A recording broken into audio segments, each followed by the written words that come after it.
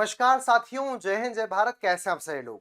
मैं कुश बैरागी आप सभी का वेलकम करता हूं हमारे YouTube platform current affairs updated पर। साथियों, इंडियन हिस्ट्री की लेक्चर सीरीज के अंदर लास्ट लेक्चर तक हमने ब्रिटिश इकोनॉमिकल पॉलिसीज का डिस्कशन किया। हमने जाना कि देश के अंदर कैसे अंग्रेज भू राजस्व नीतियों की बात कर रहे हैं, कैसे स्थायी बंदोबस्त को लागू कर रहे हैं, परमानेंट सेटलमेंट से अपनी आर्मी को मजबूत करने का प्रयास कर रहे हैं, कैसे महालवाड़ी व्यवस्था, रैयतवाड़ी व्यवस्था को डेवलप कर रहे हैं। अंग्रेजों के द्वारा रेवेन्यू लेने की सारी बातों को हम लास्ट क्लास तक बात कर चुके हैं। लेकिन अंग्रेज रुकते नहीं हैं। अंग्रेज भारत के अंदर अलग अलग प्रकार की इकोनॉमिकल पॉलिसीज को लागू करते हैं उनके लाभ के लिए, चाहे उनके प्रॉफिट के लिए भारत का एक्सप्लॉयटेशन हो, भारत के किसान निपट जाएं, भारत की बर्बादी हो जाए, इस बात से अंग्रेजों को कोई फर्क नहीं पड़ रहा था।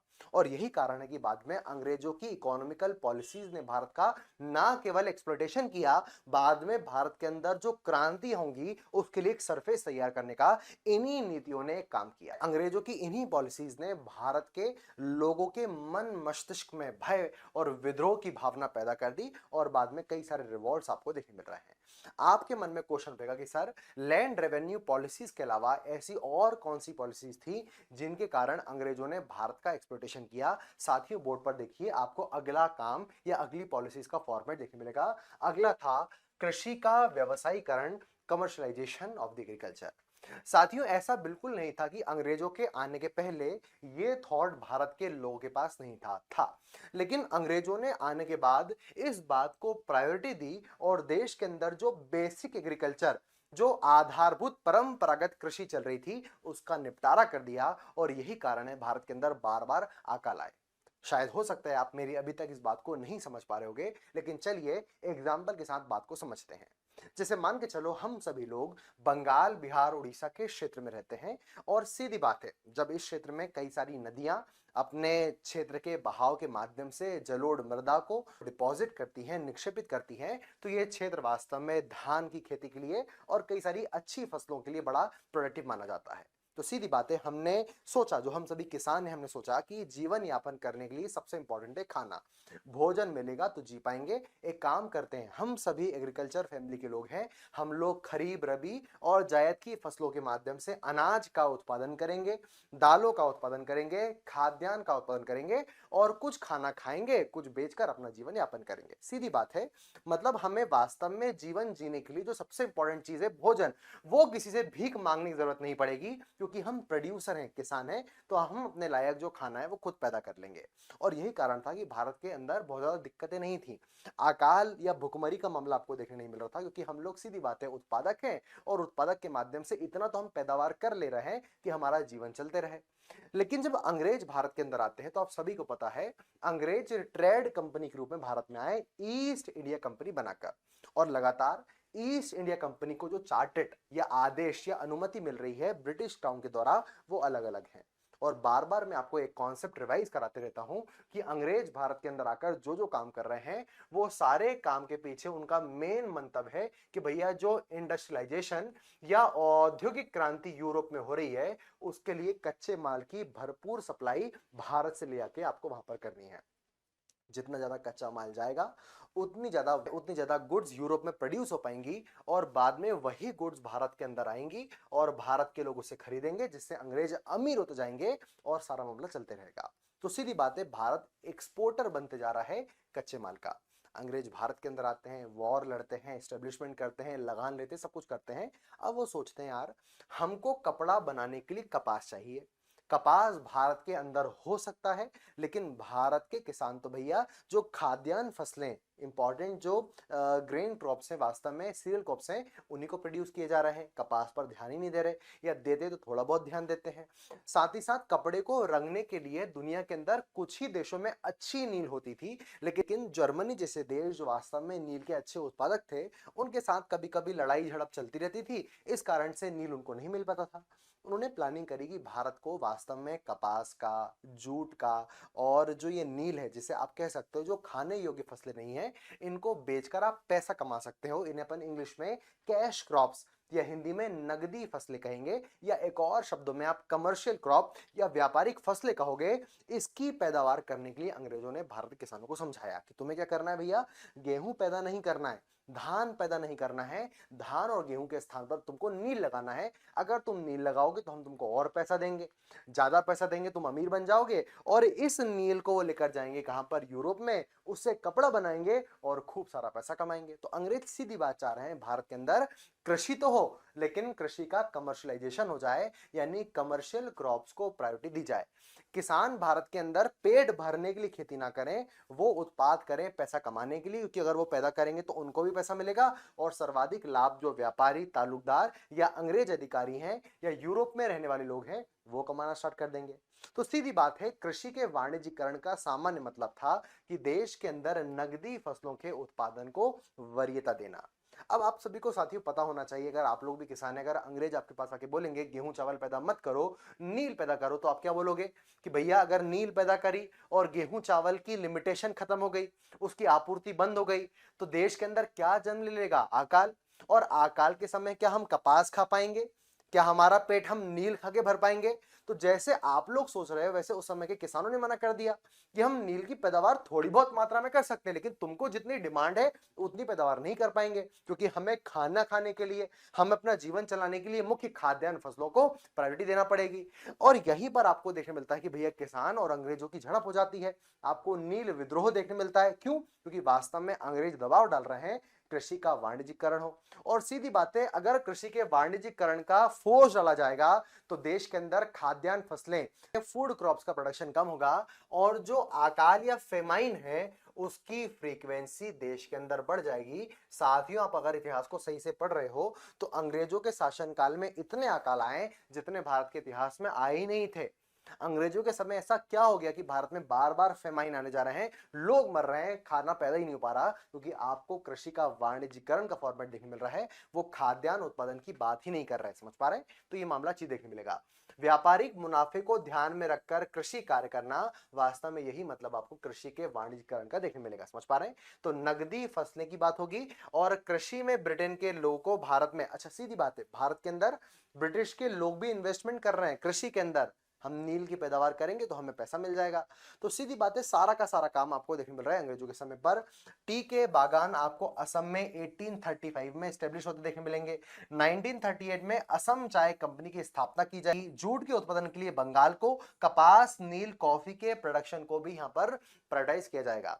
और सीधी बात है, अफीम की खेती करने के लिए यहाँ पर चीन के साथ व्यापार की बात होगी। और 1773 के रेगुलेटेड एक्ट में आपको एकाधिकार, मोनोपोली के कई सारे मामले भी देखने मिलेंगे। हालांकि बाद में ये मोनोपोली समाप्त कर दी जाती है, लेकिन वास्तव में चीन के क्षेत्र के साथ साथ में आपको अफीम का मामला भी देखने मिलेगा। तो सीधी बात है, अपने उत्पाद को तैयार करने के लिए भारत में इन वस्तुओं का उत्पादन करना, ताकि हम सेकेंडरी गुड्स का प्रोडक्शन करके बहुत सारा पैसा कमा पाए। यहीं पर आपको कृषि का वाणिज्यीकरण का मामला देखने मिलेगा। अब सीधी बात है, मैंने बताया अगर ऐसा होगा तो देश में किसानों के साथ में अंग्रेजों की नहीं पट पाएगी, और बाद में आपको नील विद्रोह जैसे मामले देखने मिलेंगे। इसी समय पर भारत के अंदर कई सारी इकोनॉमिकल प्रथाएं, कई सारे आपको प्रैक्टिसेस देखने मिल रही हैं जो बहुत इंपॉर्टेंटली आपके एग्जाम में आ सकती हैं। जैसे पहला आपको देखने मिल रहा है ददनी प्रथा। किसान, कृषक समाज या अंग्रेजों के समय पर भारत के अंदर ऐसी कुछ इकोनॉमिकल बातें जो इंपॉर्टेंटली प्रैक्टिसेस के रूप में, प्रथाओं के रूप में फेमस हो गई। चलिए उन 4-5 बातों की बात कर लेते हैं। पहला है ददनी सिस्टम, ददनी प्रथा। क्या मामला है? इस प्रथा के, इस प्रैक्टिस के अंदर ब्रिटिश व्यापारी भारतीय उत्पादकों या कारीगर एवं शिल्पियों को अग्रिम संविदा पेशगी के तौर पर रुपया दे देते थे। और सीधी बात है, मतलब अगर मान के चलो भारतीय किसी व्यक्ति से आपको उत्पादन करवाना है तो हम पहले ही तुम्हें पैसा दे देंगे एडवांस के रूप में, ताकि तुम प्रोत्साहित हो और उसके माध्यम से हमारी आवश्यकता की फसलों या वस्तुओं का निर्माण चालू कर दो। इस पेशगी को देना, पैसे को एडवांस के रूप में देना, ददनी सिस्टम, ददनी प्रथा आपको देखने मिल रही है। क्वेश्चन आएगा तो कंफ्यूज मत होना, कुछ और मामले मत सोचना। अगला आपको देखने मिल रहा है कमीयोटी प्रथा। ये एग्जाम में क्वेश्चन आ सकता है, बहुत इंपॉर्टेंट है। कमीयोटी सिस्टम का मतलब क्या?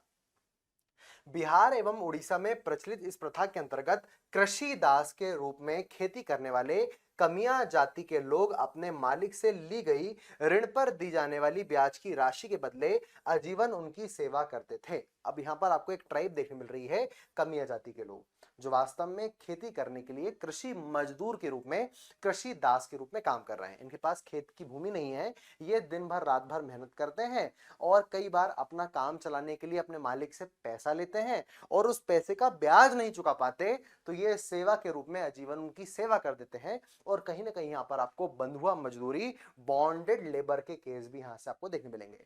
तो कमियां जनजाति के साथ में आपको ये मामला देखने मिल रहा है, इसलिए कमियोटी सिस्टम एक बड़े स्केल पर फेमस हो जाता है, कमियोटी प्रथा कहलाता है। अगला मामला आपको देखने मिलता है तीन कठिया सिस्टम, जिसका संबंध कृषि के वाणिज्यीकरण से आप लोग सोच सकते हैं।